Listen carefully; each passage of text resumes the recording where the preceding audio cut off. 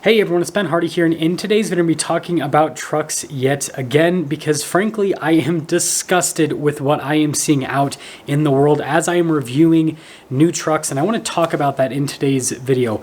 Before we get in this video though, as always, if you want to save time and money the next time you purchase a car, link to my car buying guide in the description down below. Let's get right into it.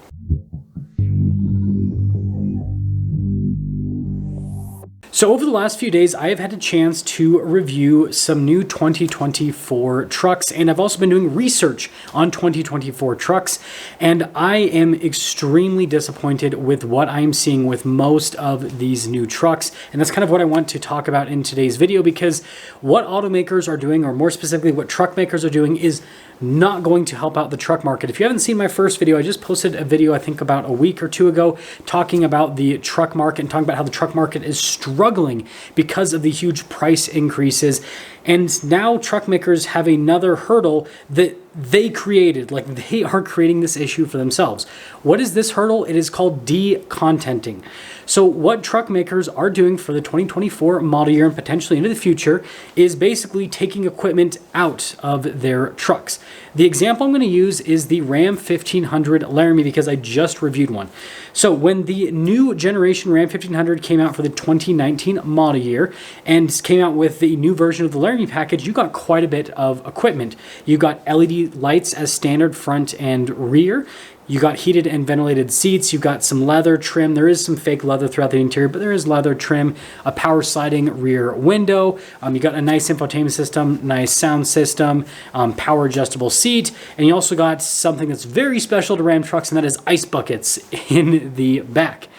Now, fast forward to 2024 and you look at the Ram 1500 Laramie. This truck has not been redesigned and it hasn't even been refreshed, right? There's been some things that have been added as options, and I want to emphasize options, as the years have progressed, but that's about it. Now, the 2024 Ram 1500 no longer has LED lights as standard. Halogen lights are now standard. On top of that, with the truck, power sliding window, that's not standard anymore. The ice buckets, no longer standard, right? So they've basically taken away equipment with this truck. And so you think, okay, well, they're taking away this equipment, so the truck surely will be more affordable. Not the case.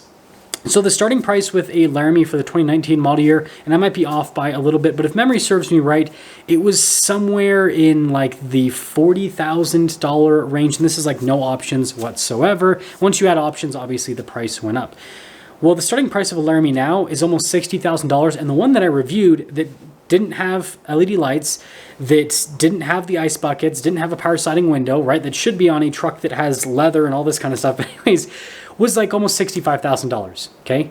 So they are charging truck buyers more for less, right? And this is not gonna fly. I have never received so many negative comments on truck reviews than I have recently. Every single time, it doesn't matter what automaker it is, every single time I review a pickup truck, almost all the comments are overpriced. Why does it not come with these options? Why do I have to pay all this money just to get what I could get as standard equipment just a few years ago? And this is just a huge issue. And again, this is a self-created issue in the truck world.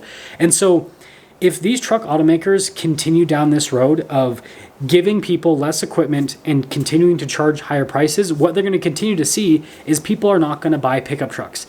Dealerships are going to continue to have to discount pickup trucks large amounts off of MSRP just to entice people to come and look at them. And automakers are going to continue to have to offer special rates and big rebates on these trucks, big discounts to convince people to buy them. That just doesn't make sense. It's like, why not just give extra equipment and not increase the prices? Like actually offer a value-based product in the current truck economy rather than doing what they're doing, right? If you actually offer a product that's worth what it's worth, then the buyers will come. And there are many examples of this in the automotive industry. Look at what Genesis is doing, right? Genesis is the luxury offshoot of Hyundai, and they offer a ton of features and options in a luxury package for significantly less money than their competition, right? It's a big value play, so tons of people are buying from that brand. That brand has just skyrocketed in sales. And you can see the same thing with Toyota and Honda. I know some people might argue with me on this, but you look at some of the product that they offer and you compare it to the competition, and Mazda is another good example of this.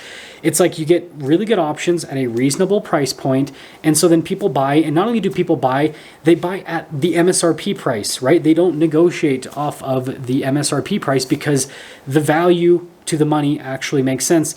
And truck makers need to come back to this and understand this, or else we're going to continue to see the trend of used truck prices continuing to hold and not decrease because people are purchasing used trucks instead of new trucks, because you can get way more bang for your buck with a used truck than a new truck in today's market.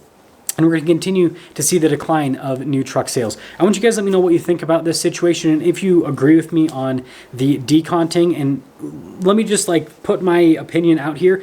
I think that if truck makers are going to take away equipment, they need to lower prices a massive amount. If you're going to offer less, you can't just offer less and expect to get more. Like that's not how economics work. So if they're going to do that, right, then they need to lower the prices. If they want these higher prices, they need to throw in way more standard equipment than what these trucks currently have. I'll see you.